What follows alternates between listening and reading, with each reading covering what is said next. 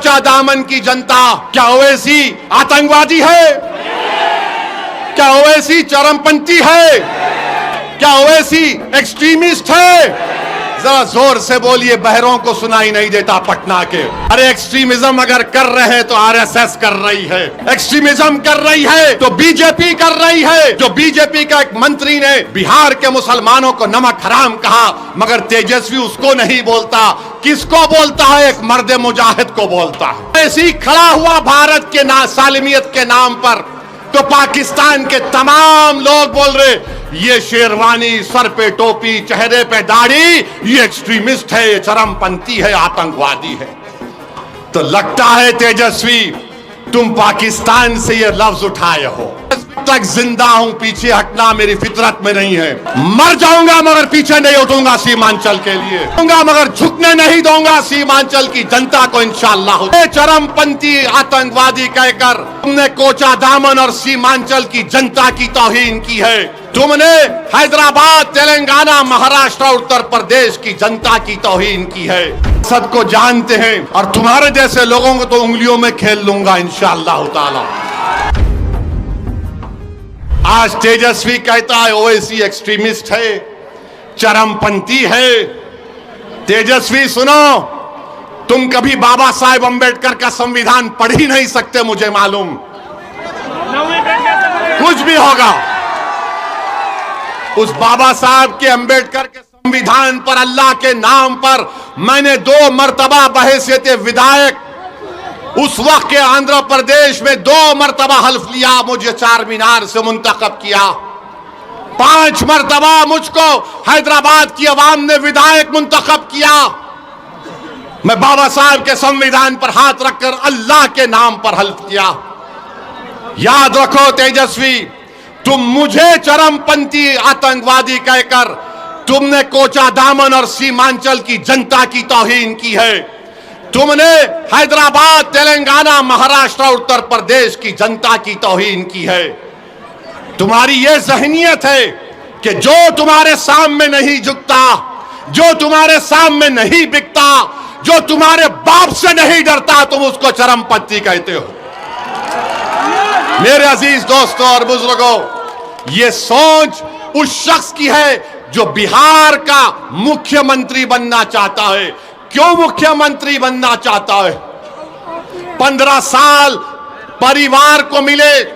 अब हमने क्या कहा, मजलिस ने क्या कहा, जब 3.5% के मल्ला बरादरी वाले उप मुख्यमंत्री बनने का ऐलान करते हैं, तो फिर 17% मुसलमान अल्पसंख्यक समाज के क्या करेंगे?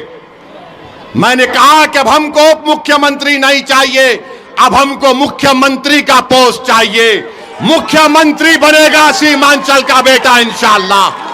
तुम लिख के रख लो तेजस्वी, मैं हैदराबाद से जरूर आया हूं और आता रहूंगा। सीमांचल का बेटा उप मुख्यमंत्री बनेगा। तुम नहीं बनोगे, ना बनने देंगे इंशाअल्लाह ताला। तुम में इतनी नफरत है, एक चेहरे पे दाढ़ी, सर पे टोपी, तो एक्सट्रीमिस्ट। कभी तुमने पढ़ा एक्सट्रीमिस्ट किसको बोलते हैं? कभी तुमने देखा एक्सट्रीमिस्ट किसको बोलते हैं? अरे सुन तेजस्वी, जब भारत को जरूरत पड़ी पाकिस्तान के आतंकवाद के उस बुज़दिलाना हमले पहलगाम के बाद, तो जब मैंने भारत के पक्ष में बोलना शुरू किया, तो पाकिस्तान के जालिम लोग बोल रहे थे कि भारत में एक ओवैसी है जो चरमपंथी है। तो मालूम हुआ पाकिस्तान के लोगों की जबान अब तेजस्वी बोल रहा है। समझा आपने?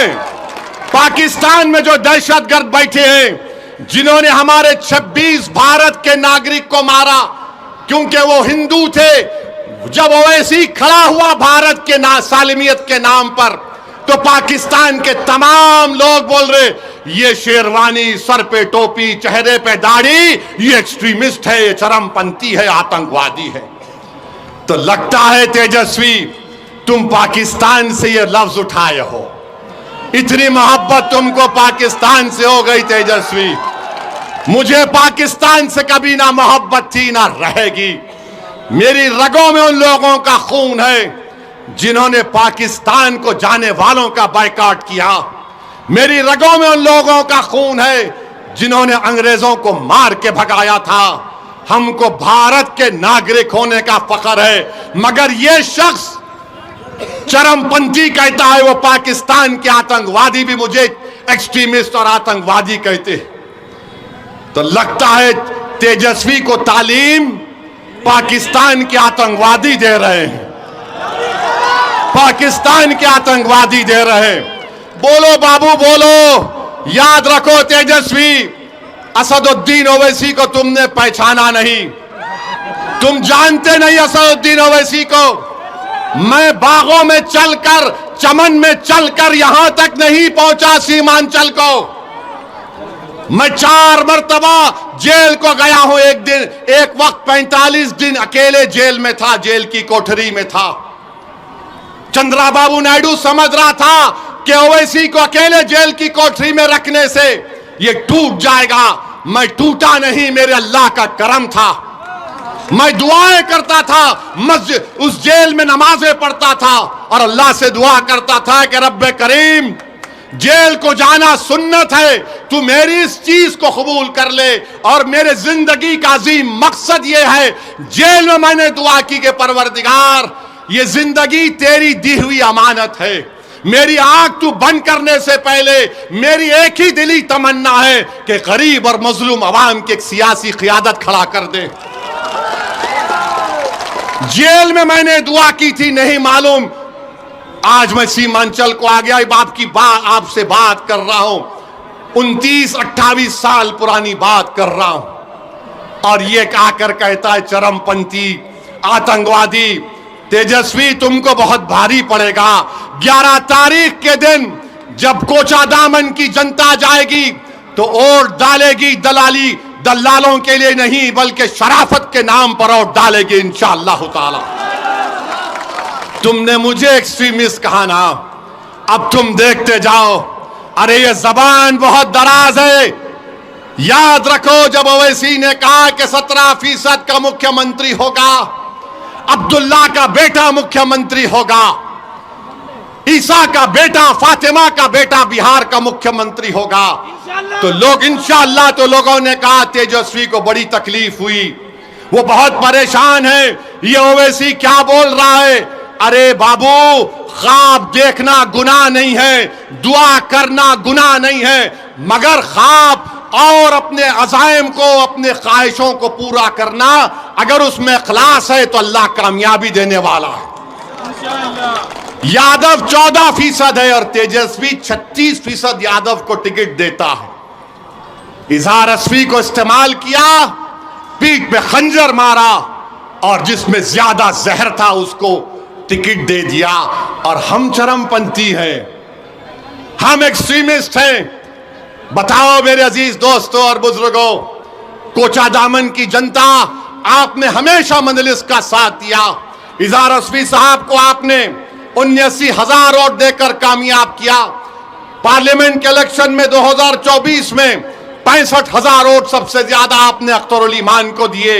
ये कोचादामन पे इंशाअल्लाह ताला आपको मजलिस के परचम को लहराना है, यहां से सरवर आलम को कामयाब करना है।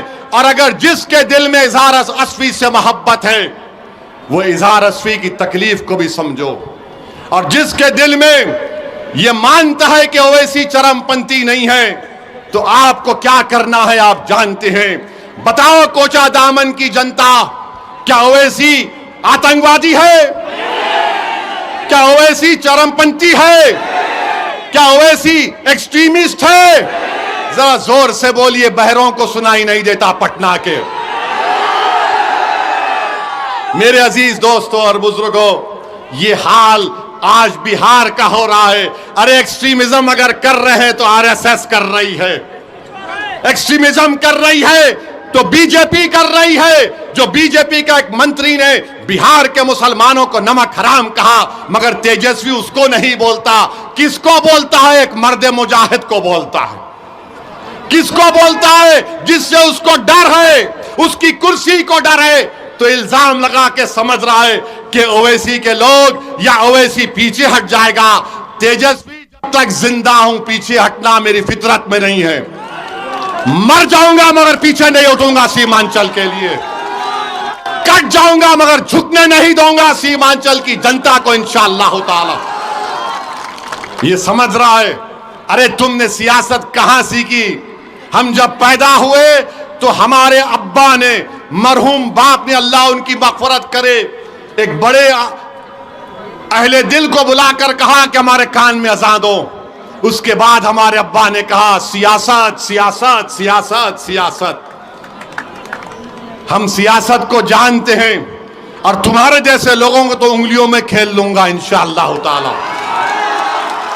तुम देखते जाओ, तुम मुझे गाली देकर मुझे तकलीफ नहीं पहुंचाए, तुम सीमांचल के हर उस शख्स को जो सीमांचल की नाइंसाफी को खत्म करना चाह रहा, तुम हर उस मां और बहन को तुमने उनका दिल दुखाया जो आज सीमांचल की लड़ाई को अपनी लड़ाई समझते हैं। तुम हैदराबाद की जनता को गाली दी, तुमने उत्तर प्रदेश और महाराष्ट्र के अवाम को तुमने दिल दुखाया है।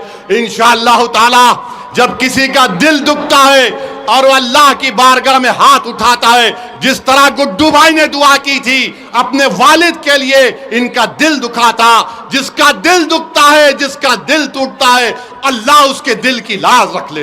हाय नमस्कार, अस्सलाम वालेकुम। आप देख रहे हैं शमशाद यूटीएस, जो कि बिहार से बहुत बड़ी न्यूज निकल के आ रही है, जो कि तेजस्वी यादव ने असदुद्दीन ओवैसी साहब को क्या बोल दिया मालूम? आप सुन के हैरान रह जाओगे। ओवैसी को एक्सट्रीमिस्ट बोल दिया तेजस्वी यादव। और कितना पार्टियां बोल रही है कि ये बाहरी है, यहाँ चुनाव क्यों लड़ रहे हैं, यहाँ इनको चुनाव नहीं लड़ना चाहिए।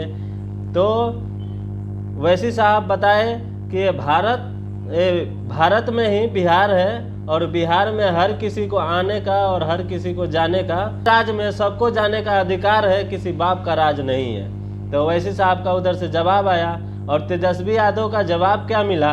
तेजस्वी यादव का जवाब यही मिला कि एक्सट्रीमिस्ट है तो आप एक बार एक्सट्रीमिस्ट का इंग्लिश बता दो। ओवैसी साहब ने पूछ दिया और ओवैसी साहब को ये किसको बोले? तेजस्वी किसको बोला? तेजस्वी आतंकवादी किसको बोला? उग्रवादी किसको बोला?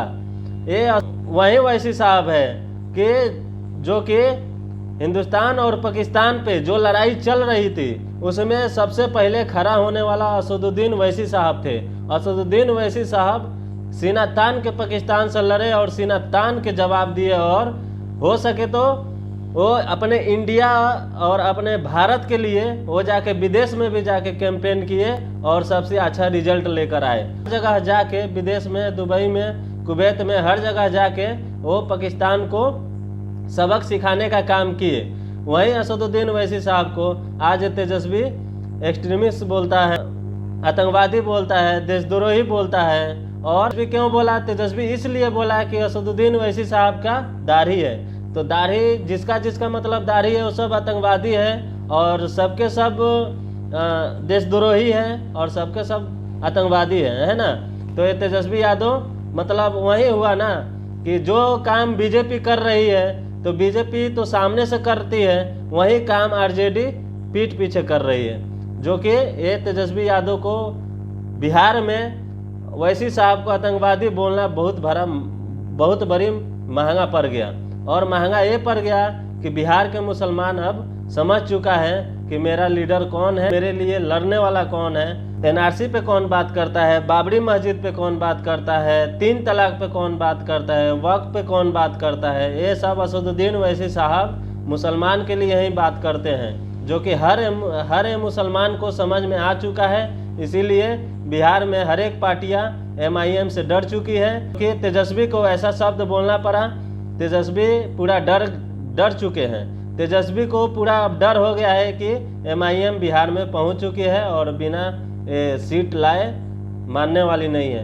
अब ओवैसी साहब तेजस्वी से भारी पड़ चुके हैं और ओवैसी साहब का कहना है कि 2% मल्लाह डिप्टी CM बन सकता है और 14% यादव अगर मुख्यमंत्री का दावा कर सकता है तो मोहम्मद का लड़का CM का दावा क्यों नहीं कर सकता है? वो तो 19% है।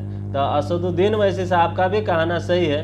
और एक चीज़ है कि मेरे वीडियो पे कोई गलत कमेंट करता है, तो आप मेरे वीडियो पे हर कोई कमेंट करता है कि आप चमचागिरी करते हो, आप वैसी कोई वीडियो को ज़्यादा बनाते हो। तो ऐसा है कि वैसी साहब सच्चे राष्ट्रभक्त हैं और सच्चे व्यक्ति हैं और वो सच्चाई के लिए मरते हैं। वो ना कि हिंदू का पार्टी है MIM और ना कि मुस्लिम का पार्टी है, वो हर जाति हर समुदाय की पार्टी है। अगर आप लोगों को लगता है कि मैं वैसी का चमचागिरी करता हूं तो मैं चमचागिरी करना ही ठीक मानूंगा, बल्कि मैं वैसे आदमी को सपोर्ट नहीं करूंगा जो कि वो मुस्लिमों को खतरा कर दे। यार सबको यहाँ पे इंडिया में हर किसी का अधिकार है यहाँ पे रहने का, हिंदू हो मुस्लिम हो सिख हो ईसाई हो, हर किसी का अधिकार है रहने का। मुसलमान को आतंकवादी बोल दोगे, दाढ़ी देख के बोल दोगे, टोपी देख के बोल दोगे। मोदी जी ऐसा ही बोले थे कि कपड़े देख के पहचानो, ये मोदी जी का भाषा था।